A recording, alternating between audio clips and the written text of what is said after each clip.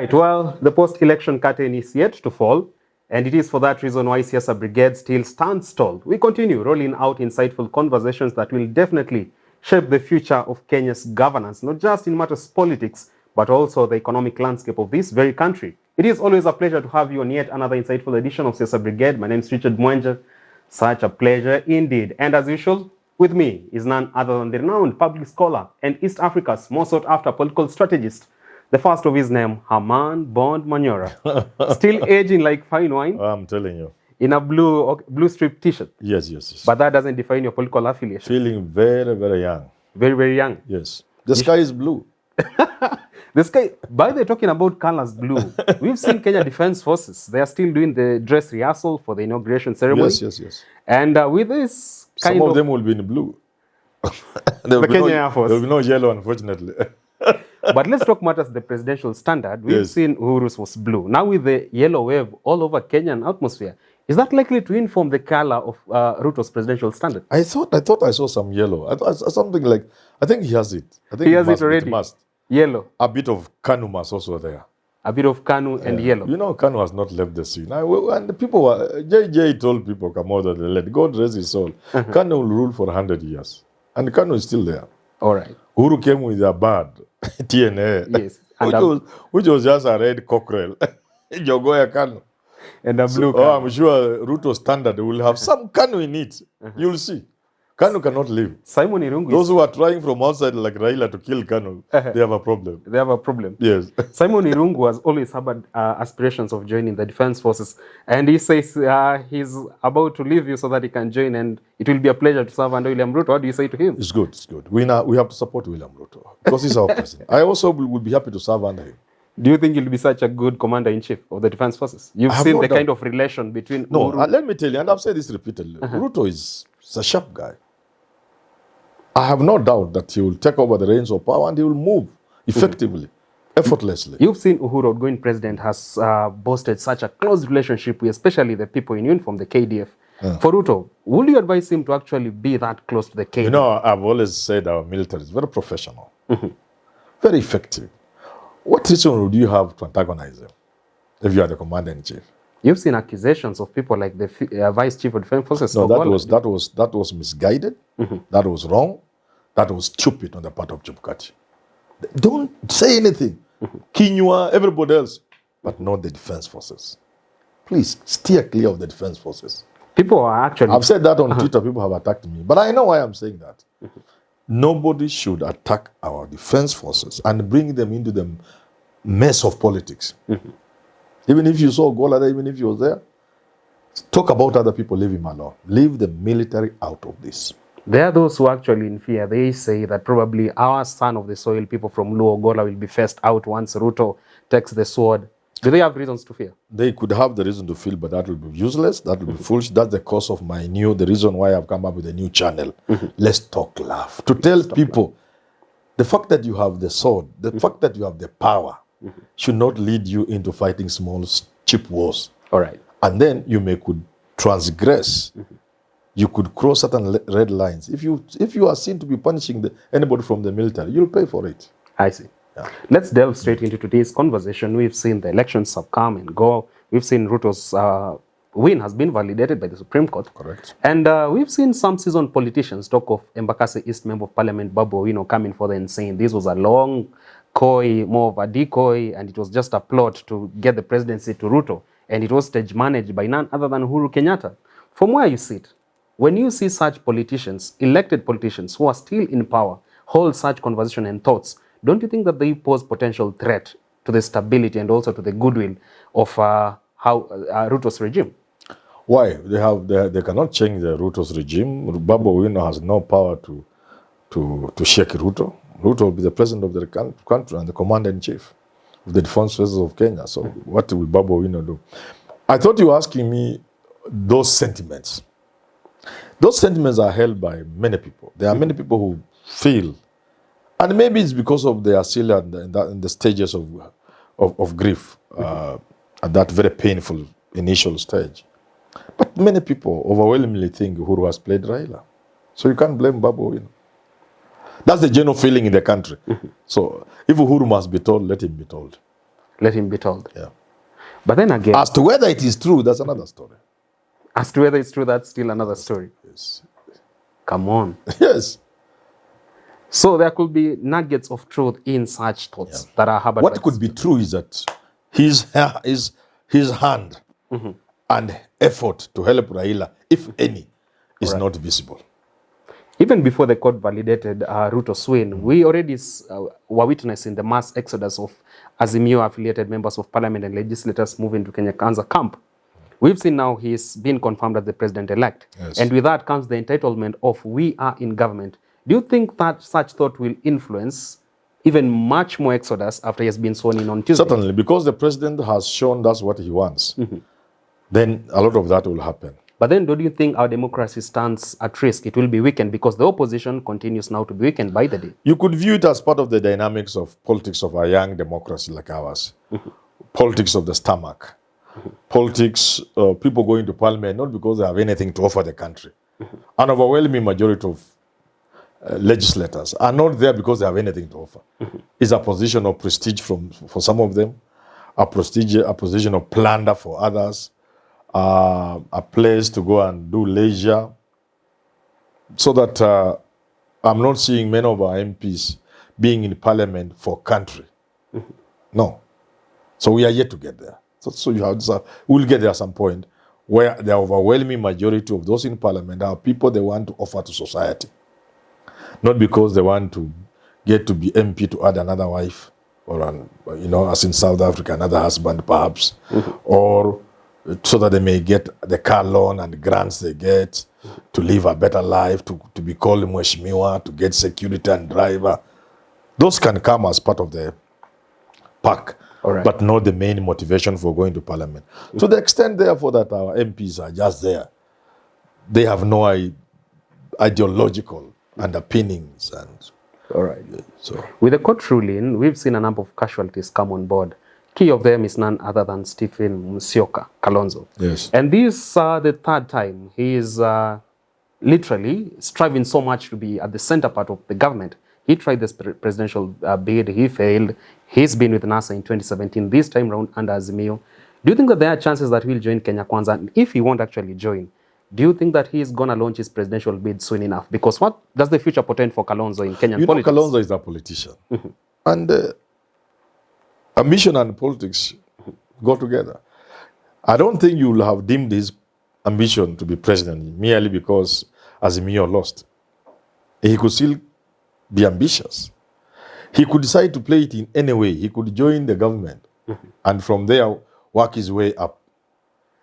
He could play outside, man solo, and assemble a team for 2017. He could work with Raila and manage the opposition and tell Raila now, don't you think it's my time? And Raila will say, surely enough, I'll support you. There are many options for Kalonzo Musyoka. With the kind of gravitas that Ruto'S built in the political landscape, do you think Kalonzo stands a chance for the next 4 years to build that much needed zeal to counter the effect that Ruto has put on the political landscape? For Ruto to have surmounted whatever challenges that have been his way to become president, it will mean that facing him will be a very difficult thing. Anybody planning to run against Ruto in 2027 will really have a big task. But that's not how politics works, unfortunately. That's not how things work. You could see that perhaps the things you have promised the hustlers, you may not fulfill them.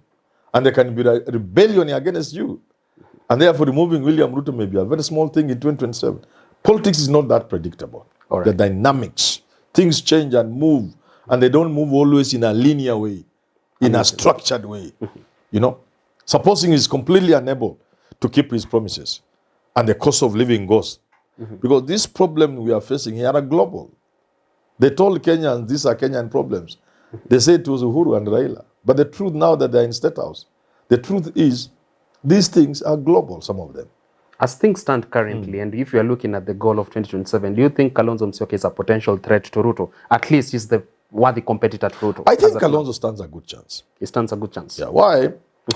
I would have thought Martha Karua would run the opposition. She would have been the best candidate to face Ruto in 2027.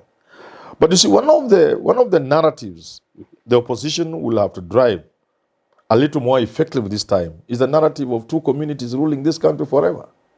Kikuyu, Kalenjin, Kikuyu, Kalenjin. That's a very powerful narrative that has not been well exploited in this election. So I think in 2027, that narrative will underpin the elections of that year. That means Mother Karua then starts off badly. And that leaves Kalonzo Musyoka. But again, 5 years in the modern world is a long time.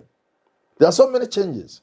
The young people looking at the political landscape and planning and scheming to take over power for themselves. Because this country belongs to young people. There are also firebrand politicians like Manyora here, also watching. They may be the ones to take on Ruto in 2027. How do you know? And the likes of And I'm not joking.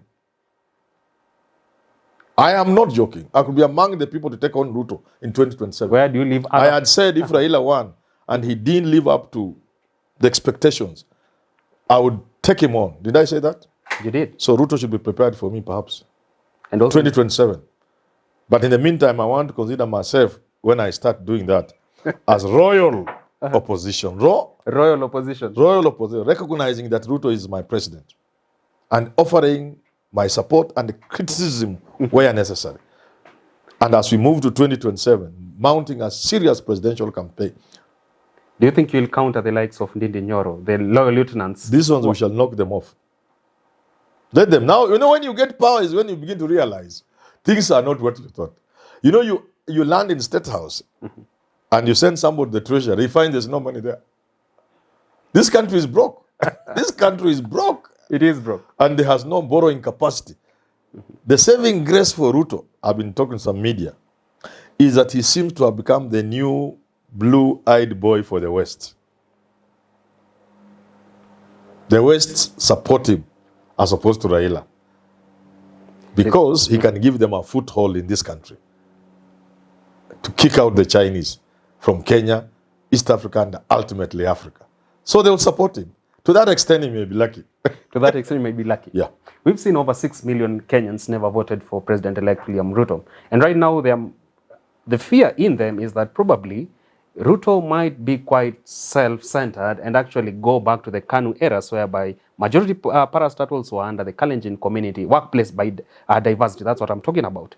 Do you think from where you stand, and you've actually assessed Ruto's political journey this far and how he has held governance issues, do you think such arguments could come into play whereby we've seen Kalenjin had majority parastatals in the defense forces? Are we likely to get back there? You know, other than Kikuyus, most of these other communities, when you give them power, even in small ways, they get overexcited. The Kalenjin will tend to be they'll tend to over-Kalenjinize things, including national discourses. That will be unfortunate, but it's a possibility, but it'll be unfortunate. Ruto is a modern leader. He knows that's not how the world works. Ruto also knows out of every 10 Kenyans moving, only 3 voted for him. What's that? Yeah, it's that bad. So, if you approach things in that manner, to think you can do things and turn Kenya into a Kalenjin country the way Moi did, you'll lose, because out of 10, 3 point something only voted for you. The rest, almost 7, either didn't vote for you or they voted for Raila. What does that tell you? It's not a country you want to take lightly in terms of your appointments, in terms of your focus for development. You will not be allowed. So in a way, don't forget there are people like Okiya Mtata and so on and so forth. And then a judiciary that seems to be a little more active than before. All right. So you cannot be allowed just to do anything you want. From your argument, are you trying to pinpoint that probably the interests of the opposition are still so much secured even under Ruto's presidency? In terms of allocation of government appointments and all that. Of course, that's what Ruto should do. If he doesn't do that, if he does what he did in 2013, it will be unfortunate. He has to reach out to Kenyans. Because 3 out of 10 is not a very comfortable figure. So you have to reach out to Kenyans. This country is divided right into the middle. You cannot feel the excitement in the air that Ruto has been elected president. You can almost touch the pain and sorrow across the country. So you have to move as a country to deal with those people. Even as you let your side celebrate and make it worthwhile that they supported you, they should be happy because they are seeing. You must also not forget the other side. because it is a significant other. That significant other must be taken care of. So in terms of bring the country together, that must be top on the agenda. In terms of how do you do it? This is what people like Uhuru Kenyatta, Kibaki, all of them failed to do. How do you put the country together? Especially now with this election seeming to conclude that nobody will ever remove the Kalenjin and the Kikuyu from power. So it becomes more serious. So how do you do it? You do it beyond what Kenyatta 1, Kenyatta 2, Kibaki have done. All right. You try to show people they are part of this country by way of appointments. All right. Kibaki, Moi, Uhuru always kept the big part of the government to themselves.